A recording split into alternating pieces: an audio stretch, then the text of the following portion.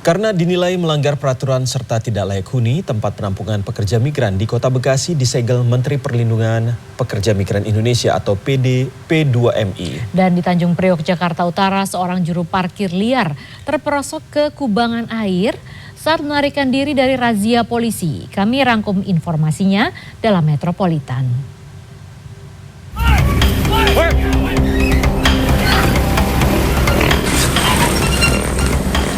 Juru parkir liar ini langsung lari tunggang-langgang begitu melihat kedatangan anggota unit reskrim Polsek Tanjung Priok di Jalan R.E. Marta Dinata, Tanjung Priok, Jakarta Utara, Selasa sore. Beberapa juru parkir liar berhasil lolos dari kejaran polisi. Tetapi tidak dengan preman berkedok juru parkir liar ini. Ia tercebur ke kubangan air saat dikejar petugas di area proyek tol. Begitu pula dengan dua juru parkir ini.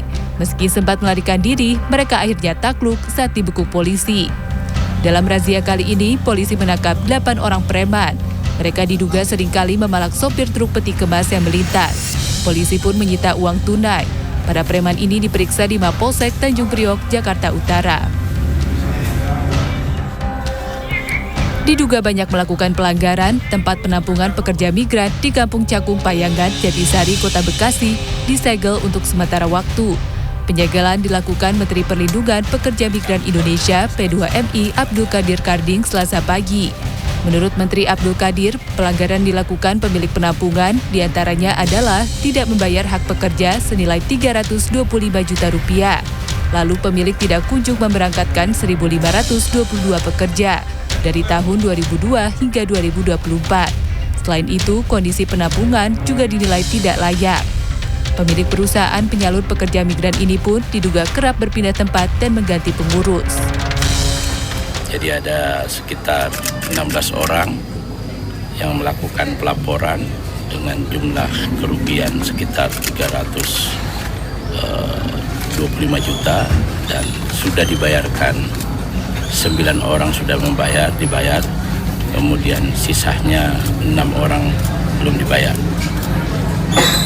Yang kedua, kalau melihat data, mereka juga tidak memberangkatkan beberapa orang, jumlahnya cukup besar, 1.522 orang yang sebenarnya sudah mendapatkan kontrak kerja sebelumnya.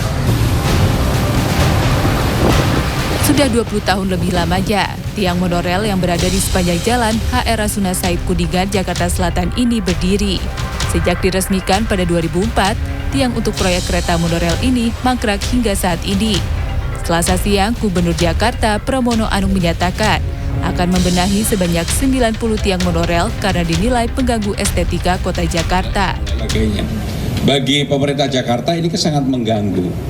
Maka bukan monorailnya yang dilanjutkan, tetapi tiang-tiang yang tidak berfungsi itu akan diapakan? Apakah dibersihkan? Apakah dibuat apa? Tentunya harus ada keputusan untuk itu, gak bisa kemudian dibiarkan begitu saja dari waktu ke waktu karena semua orang tidak mau berpikir, tidak mau susah, tidak mau menyentuh persoalan itu. Bagi saya pribadi, saya ingin menyelesaikan itu.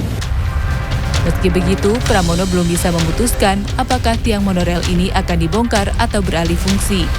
Tim Liputan CNN Indonesia.